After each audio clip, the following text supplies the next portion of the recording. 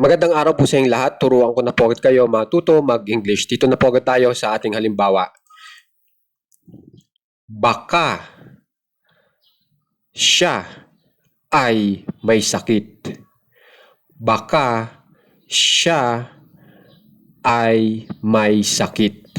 Para ma-English po natin yan, ang una po muna nating i-translate ay itong siya.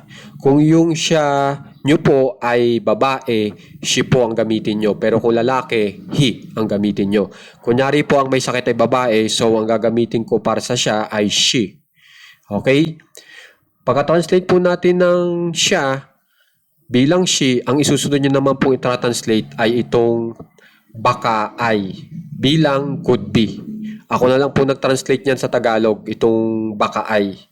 Okay, yung be, yan yung I, yung could, yan yung baka. Okay?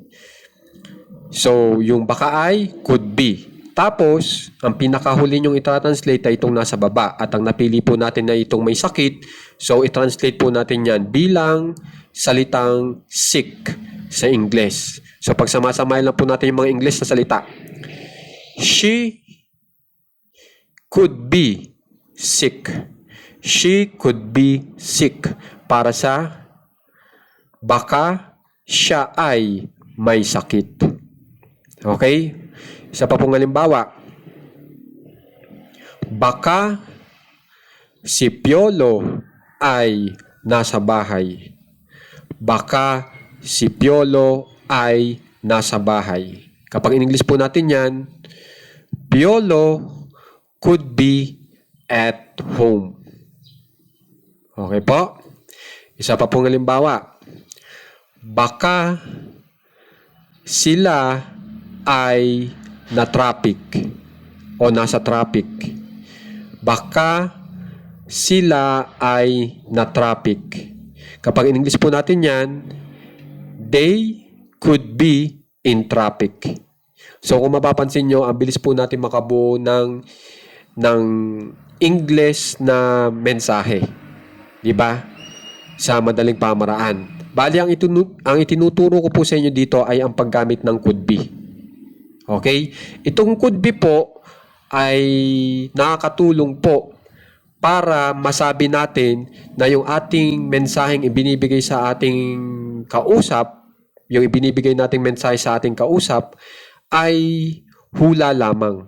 Hindi ka talaga sigurado. Hindi ka ganun kasigurado sa iyong mensaheng sinasabi.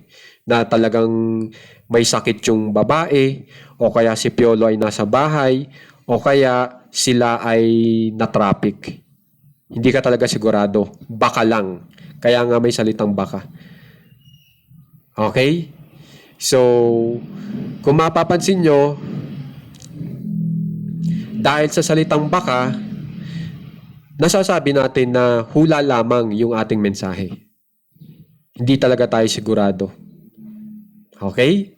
At pag in English po yung baka, pwede po natin yan i-English bilang could. Okay? Tapos yung be natin dito, yan na yung I. Okay? So, isa pa pong halimbawa. Baka iyon ay peke. Pag in English po natin yan, it could be fake. Okay? So, teka lang ho. Medyo ano lang natin. Yan. Ginawa ko lang pong capital letter yung I sa it kasi para tama. Okay? Lahat po ng mga subject po natin dito, katulad ng I, you, we, they, he, she, itong Piolo, itong it, dapat po ang unang letra niyan ay nakakapitalize. Kasi yan po yung unang salita sa ating English sentence. Okay? Kaya binago ko. Okay? Halimbawa, ito namang baka iyon ay nawala. It could be lost. Pwede rin po yan, di ba? O kaya ito yung lagi nating naririnig. Baka si Piolo ay naglalaro ngayon. Pwede rin po yan. Pag in English po natin yan, Piolo could be playing right now. O kaya pag sinabi natin baka si Piolo ay kumakain, pwede rin po yan. At gamit na gamit po yan. Piolo could be eating. Pag gusto nyo lagyan ng ngayon, ilagay nyo lang po itong right now.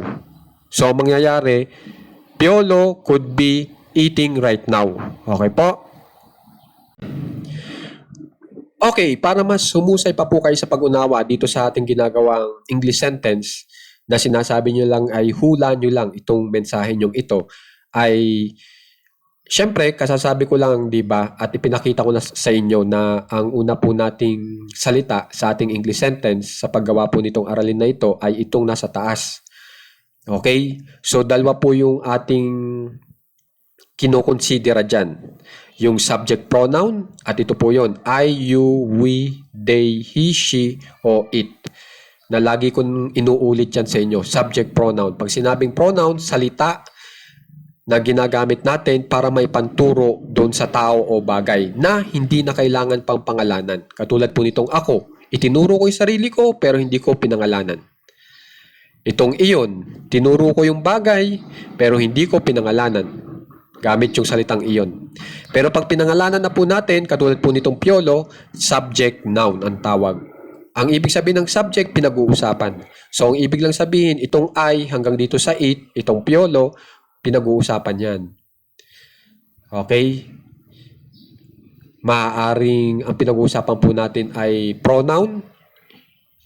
Ginamit nating salita para may panturo sa tao o bagay. O kaya noun na sa halip ituro natin, pinangalanan na talaga natin. Katulad po nitong Piolo. So, subject pronoun and subject noun ang ginamit ko po bilang ating pinag-uusapan. Tapos, ang isinunod po natin ay itong could be. Yung could po dito ay baka. Na yan po ang nagbibigay ideya sa ating main verb na hula lang yung ating sinasabi. Hula lang. Hindi talaga sigurado. Okay?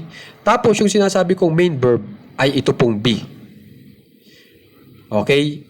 Ang be po ay tandaan nyo na. Dalawa po yung gamit niya dito sa ating aralin. Ang be po dito ay pwedeng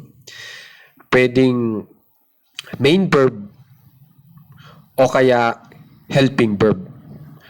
Pag sinabing main verb, siya yung tinutulungan ng ating could para magkaroon ng ideya na hula lamang yung ating verb dito. Patungkol lang sa hula. So magbigay muna ako ng halimbawa na itong be ay ginamit nating main verb, hindi helping verb. Okay? Pag main verb, ibig lang sabihin, siya yung pinakahuling verb na makikita nyo sa inyong sentence. Kasi itong could, modal verb yan. So, unang verb yan. Tapos pag isinunod nyo yung be, yan na yung ating maaaring gamitin na main verb.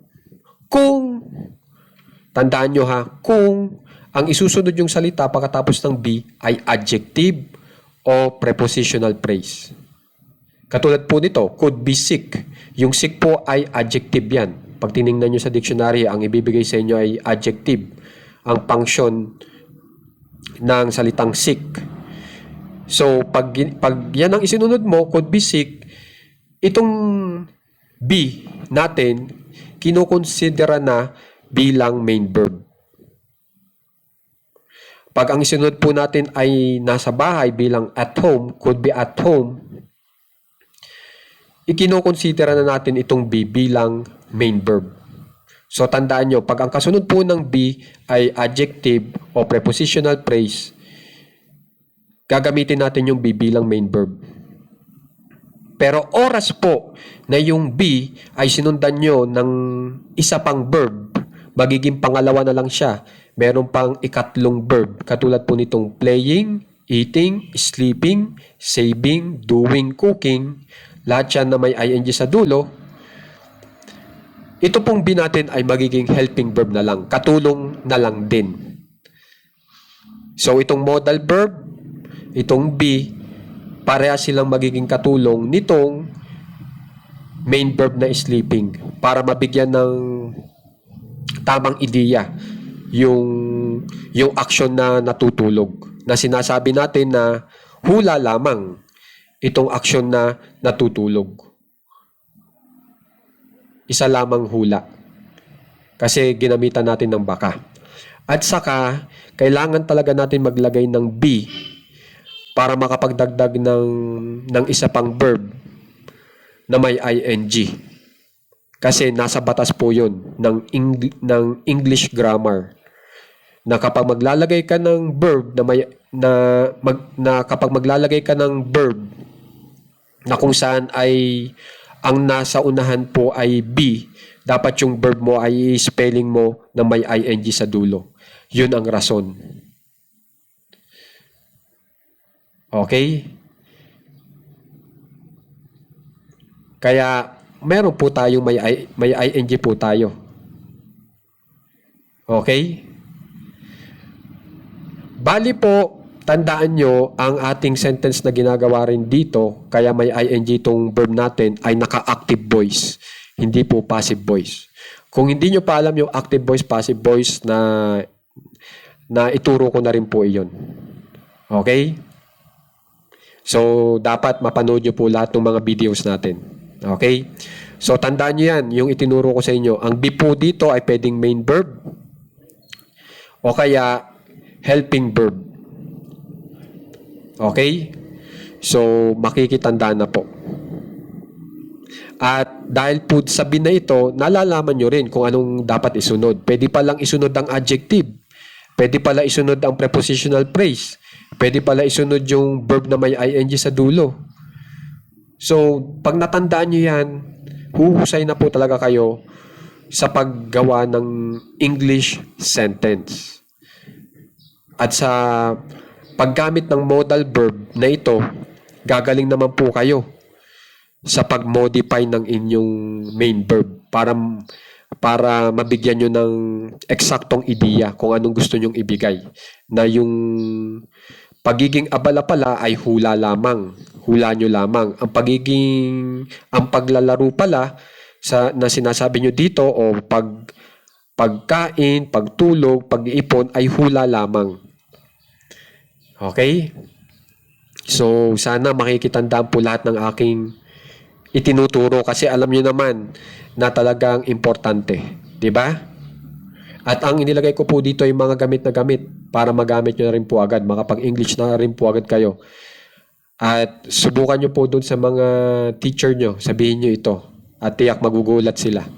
At ipaliwanag nyo kung bakit nyo ginamit yung could. At saka yung be, kung paano nyo ginamit. Talagang magugulat sila sa inyo.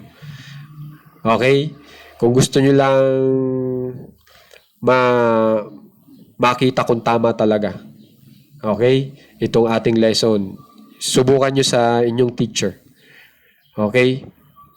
So guys, sana makikitandaan po itong ating lesson. Kasi ito po ay gamit na gamit. Lalong-lalo na kung ang sinasabi nyo mensahe ay hula lamang. Okay? So guys, maraming salamat nga pala po doon sa mga nagsasubscribe sa ating page para tulungan po itong ating page para lagi pong magkaroon ng update. Dahil po sa kanila kaya po ako nag-a-update.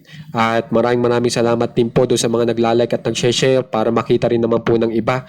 Para dumami po tayo ng dumami kasi kailangan din po talaga natin ng mga viewers.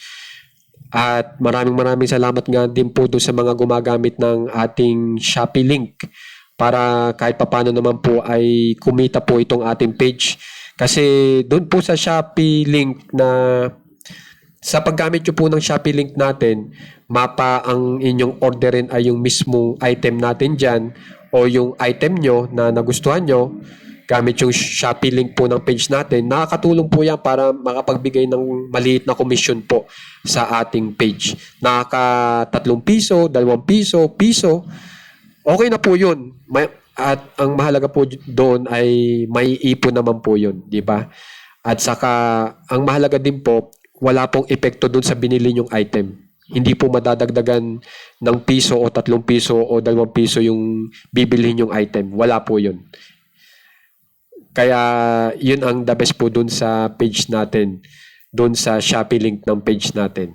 Okay? At saka minsan mas mababa pa ang presyo ng naibibigay nitong Shopee link page natin. Pag yan ang inyong, pag dyan po kayo umorder gamit yung link na yan. Kaya maraming salamat po talaga sa mga sumusuporta at laging nandyan sa ating page. Hindi pinababayaan. Maraming salamat po.